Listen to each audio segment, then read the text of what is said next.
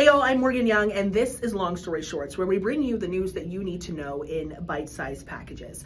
This week, we are starting off with the ongoing trial for Tanner Horner, the man accused of kidnapping and killing 7-year-old Athena Strand in Wise County back in 2022. At the beginning of this trial on Tuesday, Horner shocked the courtroom when he actually pled guilty at the beginning of his trial. That move means that this process quickly moves into the sentencing phase, but it did not mean that it's going to shorten this process. The prosecution is still laying out their entire case with hopes that jurors will decide to give Horner the death penalty. As you'll see in these next few shorts from our gavel-to-gavel coverage of this trial on WFAA+, the state is pulling out all the stops in making their case. We do want to warn you, some of this material is disturbing and viewer discretion is advised.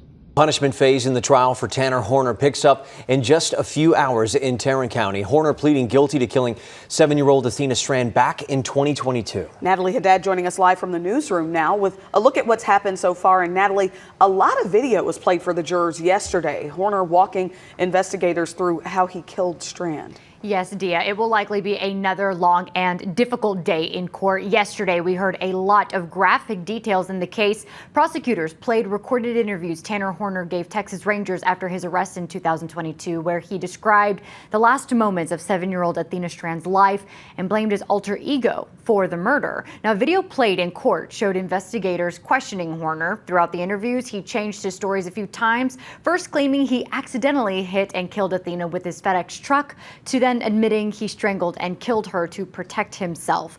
Jurors also watched video of Horner taking investigators to a bamboo field to find Athena's body 2 different times. On the stand yesterday was Texas Ranger Joe Espinoza. He helped search for Athena. Espinoza testified that after Horner took them to the bamboo field, Horner changed his story again, saying his alter ego, named Zero, was responsible for Athena's death. After investigators asked Zero where Athena's body was, Horner led them to the right place. Told me he dropped her right there over the edge. There she is. In that same footage played in court, Horner talks at length about his alter ego, but in the end, prosecutors say it was Tanner Horner who pled guilty to murder, not his alter ego. The jury is deciding whether Horner gets life in prison or the death penalty. I'll send it back to you. All right, thank you so much for that. And legal experts will join senior investigative reporter Tanya Eiserer each day to break down the testimony live on WFAA Plus and on YouTube. Get insight you can't find anywhere else there on WFAA Plus. It's free to download to your TV. So I imagine you have basically a list of bullet points that you want to know from me, correct? Yep, absolutely. There's only one thing in this world that I want. What's that? I want a month. If you can't do that, I understand. You don't want what? I want a month. A month of what? Even if y'all have to put ankle monitors on me, GPS monitors, check off with you. Like, if you give me a month with my family so I can have Christmas with my son, Yeah. I'll tell you everything. I'll That little girl's dead breaks my fucking heart, dude. Like, I'm personally, I'm glad to hear that, because if you do show some type of emotion, right? If you do have some type of remorse, that goes a long way, right? As opposed to just a cold-blooded killer monster. as a cold-blooded killer, I would have been killing people for years. You know what I mean? Like, I have a conscience. I have feelings. I'm just a person. It was a decision that was made at the, you panicked. It wasn't my decision. I wanted to let her go. There's other jobs out there. He didn't want to let her go. Now I haven't even heard from him in 2 days.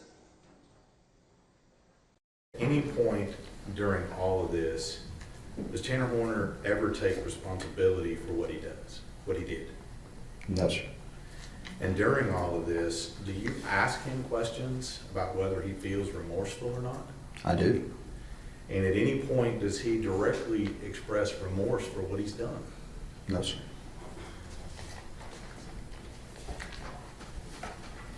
Does he ever say that he's sorry for what he did? Not that I can recall. Did he ever ask to apologize to Athena's family? I believe I asked him if he wanted to say anything to the family. And what was his answer?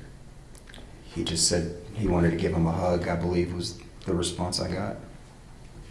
Senior investigative reporter Tanya Iser is leading and anchoring our gavel-to-gavel coverage. She is working with legal analysts to make sure that you understand what is going on this entire time. They are breaking down that testimony and making it really comprehensive to the viewers. She is going to continue covering this trial this way until the very end. And from the looks of how things are going at this point, this could go on for at least another week. Now, of course, there is plenty of other news making waves across North Texas, and we want to get into that now. From a spike in shootings in Fort Worth to increased checked bag fees for North Texas-based airlines, here are some of the other stories we're keeping an eye on for you this week. Breaking news, we just got an update from Fort Worth police on a triple shooting that happened tonight in North Fort Worth. It's a little bit of a complicated one, so bear with me, but the preliminary information says that 3 people were shot. All are currently stable, but some, we understand, were transported to the hospital in critical condition. This is what the scene looks like right now. This is happening on Persimmon Court in the neighborhood of the Villages at Woodland Springs in far north Fort Worth, just west of Keller. Fort Worth police say this started as an argument between 2 people near a parked car in that cul-de-sac. A man and a woman. Neighbors heard that commotion and came out to try to figure out what was going on. Then police say there was some kind of confrontation, a skirmish of some sort that happened after that. That's when they say the woman pulled out a gun and shot 3 people. The man she was arguing with, who was her boyfriend, and the 2 neighbors who came over to see what was going on. All 3 adults, all 3 taken to hospitals. That woman is in custody, police say, and will be facing charges of aggravated assault with a deadly weapon. I interviewed the mom of a woman suspected of shooting 3 people in Fort Worth last night. Here's what happened. We just got to the crime scene late last night when we met Tina Ballard. She was trying to find her daughter because she had gotten a phone call from her in the hour prior. My daughter called me screaming, crying, telling me to come right now, come help. And I'm not understanding what's going on. She says she heard gunshots on that call. I thought, when I heard the gunshots, I thought it was my daughter. I thought that's why she was screaming, telling me to come help. You could tell how emotional she is in that moment. We later found out from police that the reason she wasn't able to reach her daughter was because her daughter was the suspect in that triple shooting. Police say it started around 8 o'clock or just before last night. They say Deshawnee Ballard was fighting with her boyfriend in a cul-de-sac on Persimmon Court when neighbors heard the commotion and came out. They said that there was some kind of confrontation. They say a physical fight then began between the 2 neighbors, Ballard and her boyfriend, all involved in that. And then police say Ballard pulled out a gun and shot both her boyfriend and those 2 neighbors. All 3 taken to hospitals. Last night, all 3 were stable, but 2 of those people were taken to hospital in critical condition. So it was a serious shooting. Police say Tina's daughter, Deshawnee Ballard, is now facing charges of aggravated assault with a deadly weapon. Texas law could change to prevent a repeat of the chaos we saw in Dallas on primary election day. Do you remember what happened? The Dallas County Republican Party chose to go to precinct-based voting. State law says if one county party chooses that path, the other has to do it the same way. That caused confusion. Dallas County voters showed up to vote in the primary at the same place they'd been used to voting. Many were told they were actually assigned to a precinct that was miles away. It happened in Williamson County too, down in the Austin area. And Austin State Representative John Busey says this has got to stop. So Busey now says he's going to file legislation that would basically allow parties to make independent decisions. So if Republicans wanted to do precinct-based voting, they could, but Democrats wouldn't be forced to do that. Busey says he has floated this planned legislation to members of both parties, and he has not heard any pushback yet. Of course, the next legislative session doesn't come around until January 2027, so a lot can change between now and then.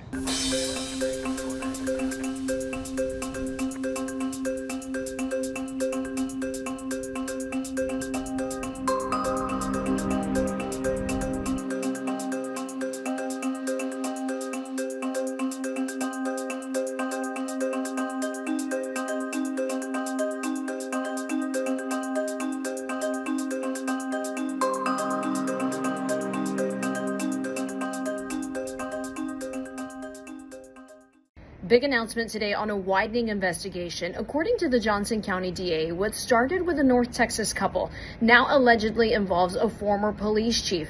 Ex-Godly Police Chief Matthew Cantrell has been arrested and charged with promoting prostitution.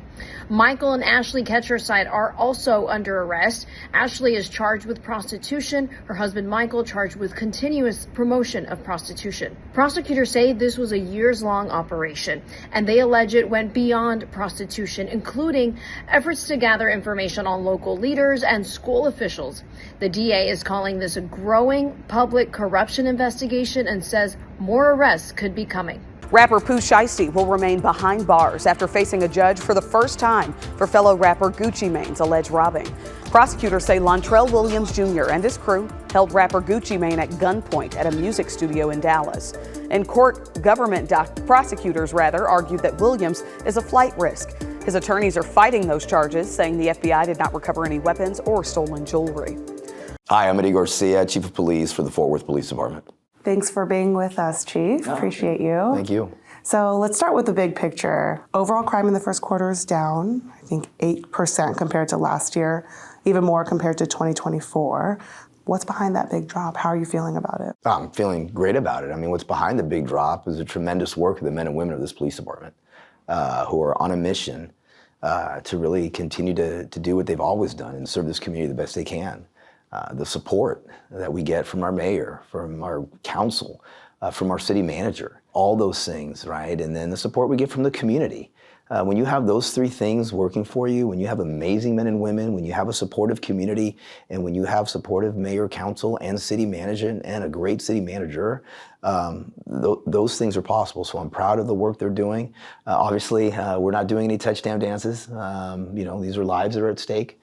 These are victims. Certainly, coming out of the first quarter, with those reductions is something that we will take, that the men and women should be proud of, that this community should be proud of as we continue moving towards the year, and obviously more busy times as the weather gets warmer. We have a lot of work to do. There's no question. One life is always going to be too many, and we want to continue to reduce those numbers. But to see our robberies go down, to see our aggravated assaults go down, and to see our murders go down in quarter one compared to the last quarter of last year is something that really, at the end of the day, we do these jobs, these men and women do their jobs, and they do them for all the right reasons. If there are parents who are watching this right now and there are situations where children can get into this cycle, what would you, as the police chief of Fort Worth, tell these parents how to help break these children out of these cycles? Well, I'll say a few things. First of all, I'll tell you, not as a police chief of Fort Worth, but as a father that's raised 3 adults,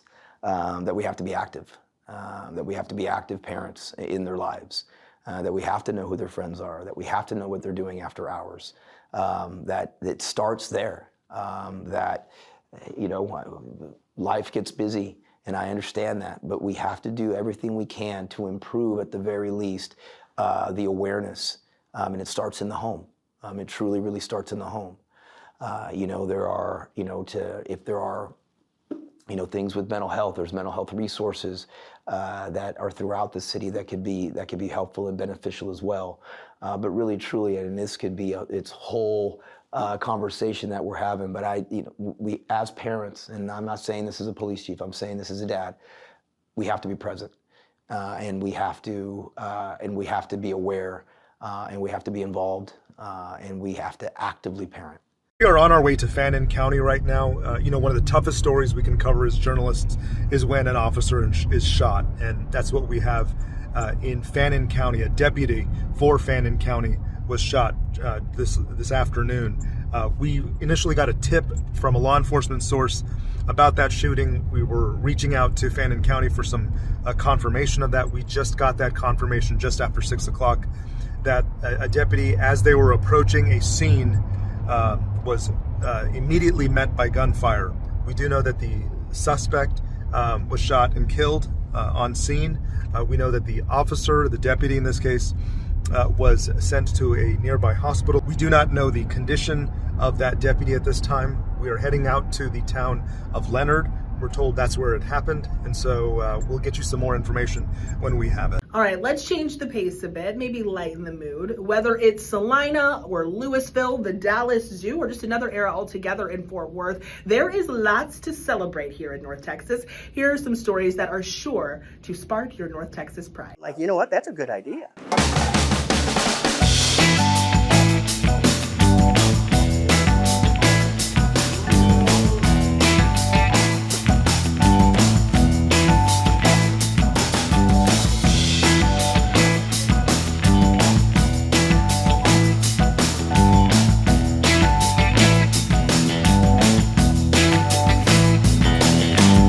It's so Jesus, that's how good it is. If you have any questions for me, of course, I'm happy to answer them.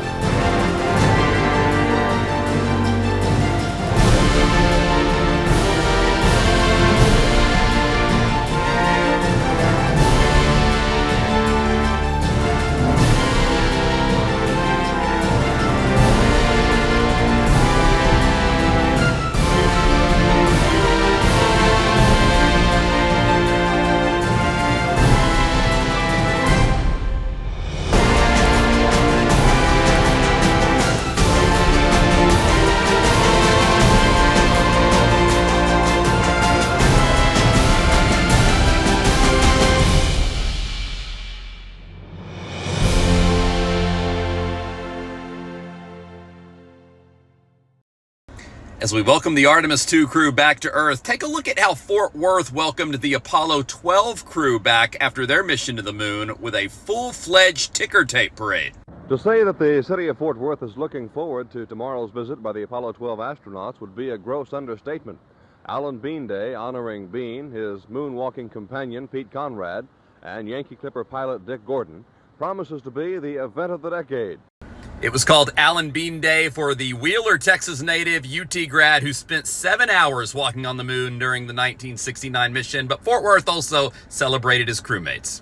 It's good to be home, I'll tell you that. It's too bad all astronauts can't be from Texas. They could get some sort of way. Or somebody threw a live cat in the car. And the driver didn't see it. His lap was full of confetti, and that cat headed right down between his legs, and so we almost took a turn off the parade route there. I don't know about you guys, but I did not know that Louisville had pizza like that. I definitely need to check that out. I plan to. That is all for this episode of Long Story Shorts. Wishing you the best weekend, and we'll see you back here on Monday.